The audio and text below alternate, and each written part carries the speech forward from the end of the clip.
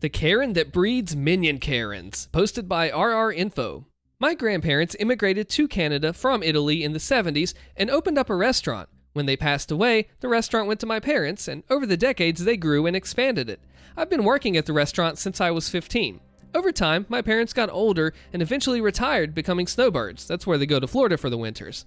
They left the restaurant to me about a few years ago, but they're still retaining a small % ownership as additional revenue streams, along with their savings and annuities. As soon as I gained control, I pretty much modernized the old place, remodeled the restaurant, changed the logo, and reached out to local and national papers to put out ads. I invited food critics, bloggers, vloggers, and so on. It was very slow at first, and I began to worry that the loan I took out to do all this was the biggest mistake I had ever done, and I ruined 3 generations of my family's business. But eventually it began to work, and a local semi-famous YouTuber featured us in one of his videos, and that was a catalyst for more people to come and review. And eventually, we were seeing 5 to 10 times the business we usually get, even if it's a Monday. We became a hotspot for major events, and it wasn't uncommon for a celebrity to come. On those nights, I even arranged for a special high-profile chef to visit and cook for our guests, which cost a fortune. So during the holidays, we were beyond packed. It got to the point to where people would have to make reservations in July to get a table in December. This process took years to get to where we are now. When it gets busy, I don't just sit in the back office. I'm on the floor doing whatever needed to be done, even if that means I greet people, bus tables, or even mop the floors. Other nights when we have high-profile guests or events, I'm in a blazer and acting in charge though. On one night, a group of 6 women walk in. 5 of them look like they're still in their early 20s, and the head of the group looked like she was in her mid-20s.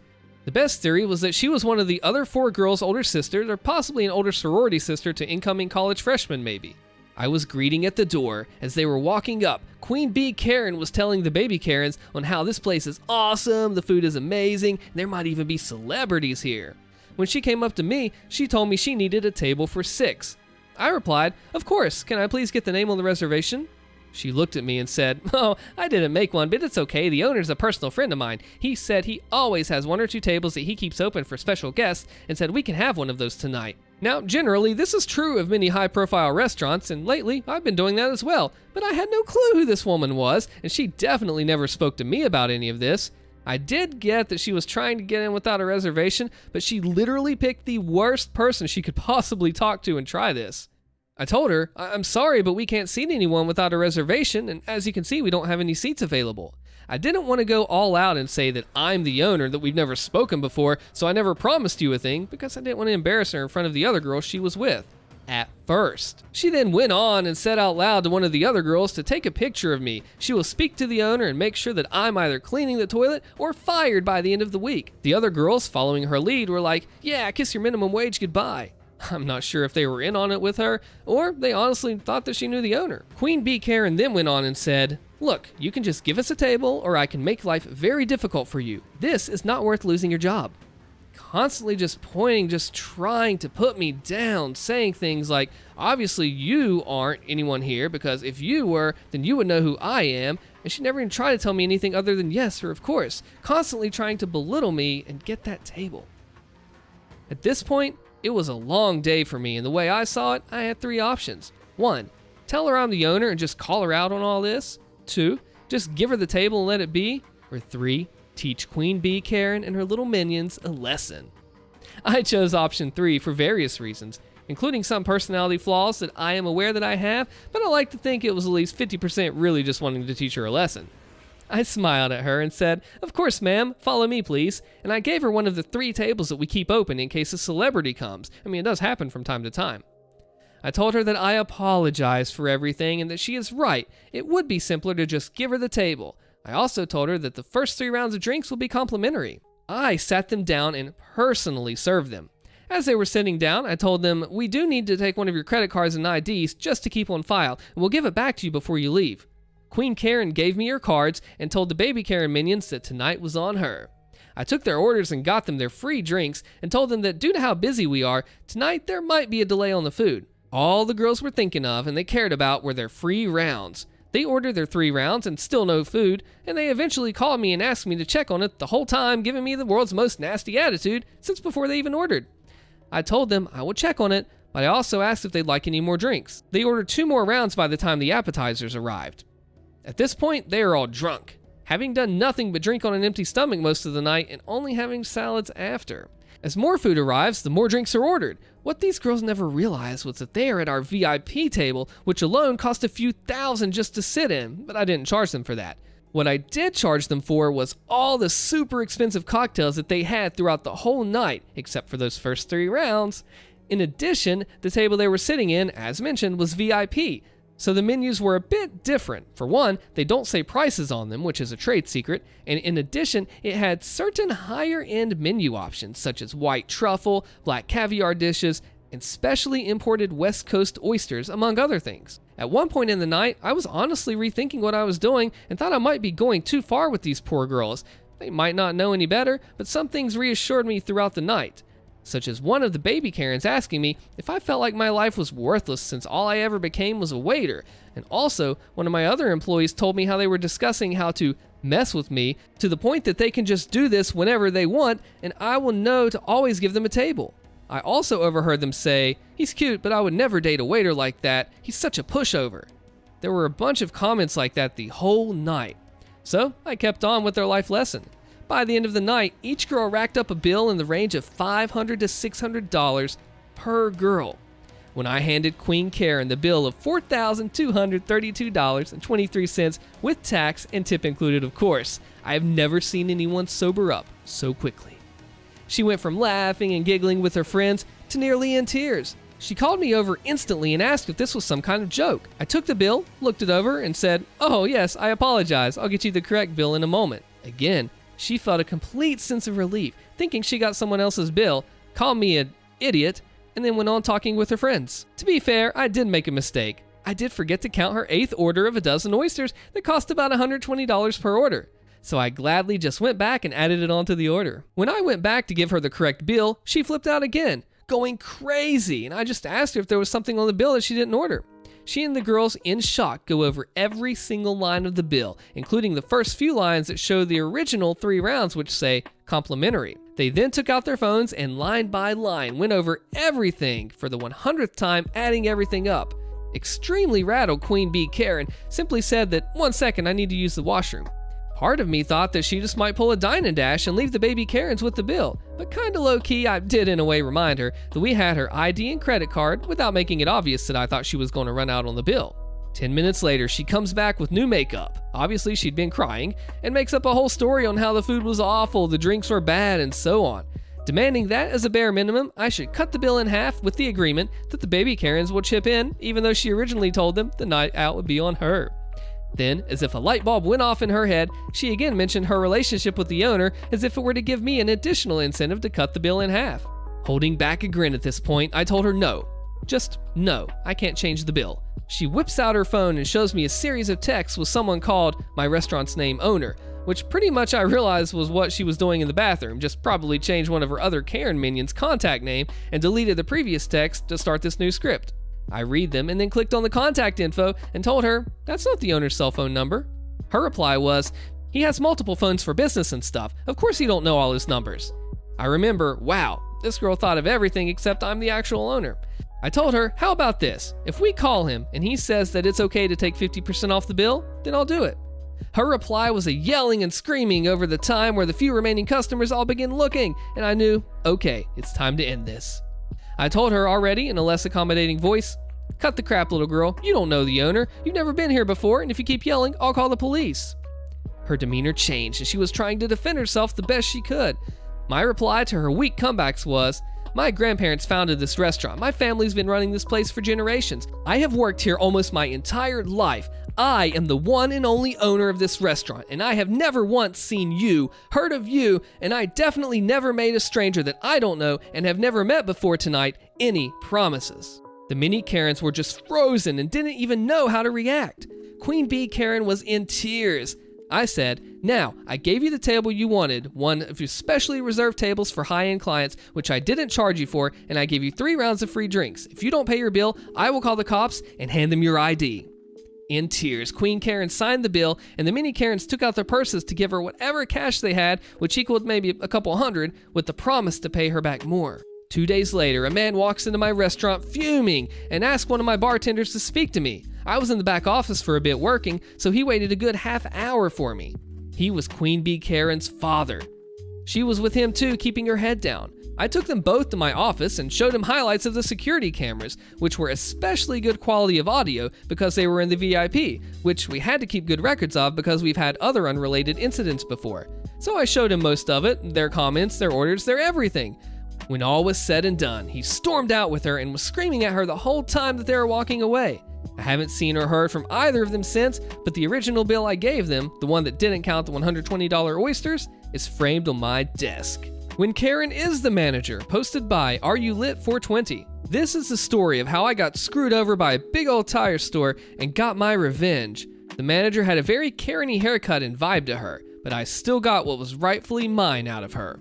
Back around 8,000 miles ago, I took my Ford Flex, which was in desperate need of some tread, to get new tires. I was a little low on money, so I took it to Big Old Tires because I had a credit card for the franchise from buying tires there before. Everyone around will tell you that anytime you bring in your car, they will inevitably find some work that needs to be done to try and get more money out of you. I wish I had known this sooner. I went in and the manager was the one to help price tires and find the right ones for me. My Flex had 19-inch rims on it, so the tires that go on them are expensive, but I was paying on a card, so I didn't care. I found the tires that I wanted and opted for a good tire that would last me at least 60,000 miles. I asked her to put the tires on and do an alignment after they get them fitted, and then I go sit down in the waiting area and wait for the job to be complete. I'm sitting in the waiting area when a greasy mechanic comes out of the shop and starts looking around. "Who's got the Ford Flex?" "I do. We went to do your alignment and we found that your inner and outer tie rods are bad all the way around and you need new rear lateral arms. It'll cost about $1,300 to do it here, but we can do it. You want us to get on that?" My jaw dropped. No. "Well, we can't do an alignment on bad parts." "Okay, then just give me the keys, I guess." As I'm signing the final paperwork, the manager is stressing to me that the bad parts I'm driving on could destroy my new tires. My friend, who was actually working there at the time, pulled me aside and told me that they looked like they were wearing down, but that they didn't need to be replaced yet. So I left the store. Fast forward about 8,000 miles later, and it's now April. The inside of my tires on the rear had been worn down completely smooth. The front tires only had about half the tread life remaining, and I'm still making payments on the tires. When I'm driving down the road, there's a steady noise coming from the tires from being so unevenly worn down. It was around this time that I had finally gotten money together to fix my bad parts. So I go to my mechanic, who is honest and had never tried to pull the wool over my eyes and will give me a decent price. I tell him what the mechanic and manager at Big O Tires told me was wrong with it and tell him to get it fixed and hand him the keys. About 3 hours later, he calls me back. "Hey, I'm looking at your car and the only thing that was wrong with it was that you had a stuck right rear brake caliper." "So everything else was fine?" "Yeah, everything to do with your suspension was in perfect shape. No play in the tie rods. It looks like you just need an alignment pretty badly." "Okay, thank you. Will you put a new caliper on there for me?" "Yeah, I'm on it. If I was you, I'd take it down to the dealership. They do all my alignment, and they aren't going to pull any bullcrap on you like that." "Okay, thanks." After hearing that my parts were fine and my tires could have been saved by a simple alignment, I was livid. So I called up the Big O and the conversation was pretty short. I'm not going to post the entire conversation, but to sum it up, she told me that she wasn't trying to say my mechanic was lying, but that he doesn't have a laser rack or the proper equipment to know if those parts are bad. She then goes on to explain in great detail why my parts were bad and try to make me feel stupid. She wanted me to have him replace all those parts and bring it in for an alignment. I told her I'd see what Tony Brown had to say about it. When I pulled up to the dealership, I walked in and told them what happened and what was supposedly bad with my car, and they did the alignment with no fuss and cheaper. So the next day after I got home from work, I pulled in the driveway of my house and looked at my passenger seat where my ticket was for the alignment I'd gotten done. Something just took me over and I put my car into reverse, pulled out of my driveway, and started heading to the Big O. I called my mom on the way because she knew what I was going through and how stressful it was for me, and I told her I was about to go make a show in front of their customers and see where I can make things go from there. She was excited and wanted to listen in, so I left her on the phone with my Bluetooth headphones around my neck where she could hear everything. As I walked into the store, I was feeling nervous, but just shoved it all to the side when I seen how many customers there were. At least 7 people in the store looking at tires or waiting for the cars to get done. I walked up to the front desk and waited patiently for the manager to get done talking with another customer. Hi, can I help you? I ignore this front desk employee and look at the manager as she's finishing up. Hi, are you the manager? Yes, I am. Hi, I believe I spoke with you on the phone a day or two ago. I wanted to speak to you in regards to the work done on my vehicle. Okay, what's your name? I tell her my name and her employee starts to pull up my file. As she's looking me up, I start telling her my story, and I tell it loud enough for all the customers in the store to hear. Well, when I came in here, I was refused an alignment because of bad parts. We can't do an alignment on bad parts. Let me finish, okay? I was told I needed to pay $1,300 before they would do my alignment because of bad parts. And $1,300 is a lot of money, so I just took my car home so I could start saving up money for the repairs I thought I needed. Eventually, when I was feeling like I could afford it, I took it to my mechanic who told me my parts were fine. You told me he didn't have the right equipment, so I took it to the dealership, who has the same rack as you. They did my alignment and told me my parts were fine. I then showed her my alignment paperwork. The sheet shows the before and after of an alignment, and my rear left tire was cambered out minus 2.3 degrees. She was trying to tell me before my tires were worn so bad on the inside because the parts were bad, but it was really just an alignment issue. Let me go talk to my mechanic. She walks into the shop for about 10 minutes, and I see them walk through the bay doors to go out and look at my tires. She comes back inside and tells me how sorry she is and comes up with the excuse that there were 2 Ford Flexes in the shop that day and that the mechanic was there that day that got the tickets mixed up and my Flex never even went on the rack. She then goes on to say how she will replace 2 of my tires for free and refund me the $40 rack fee I was charged that day. I came back the next day for my 2 free tires and rack fee, feeling like I'd won, but I was still upset that the other 2 tires I was sporting only had about 50% tread left on them when they were supposed to last me way longer. I decided to write a review on Google for all to see. It was basically 3 paragraphs that you just read. 1 week later, I received a phone call from Big O, but I was busy so I let it go to voicemail.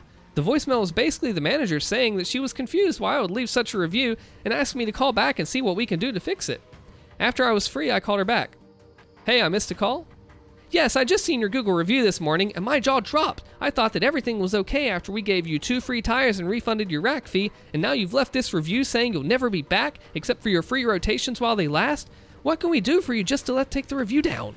I was upset because while I got 2 of my tires fixed, I'll have to end up replacing those other tires well before my new ones when they should have all been the same tread to begin with. So if I give you 2 more free tires, will you remove the review? We just don't want to have to deal with corporate, and if anyone reads that, it will lose its customers. Yeah, sure, I'll remove it as soon as the tires are on my rims. I'll have them here tomorrow then. So I stop in and get 2 more free tires fitted on my vehicle. I couldn't stop smiling the whole time I was signing the paperwork. The second manager even told me that because I had to come back in so much, that she was giving me a free oil change next time I came into the store.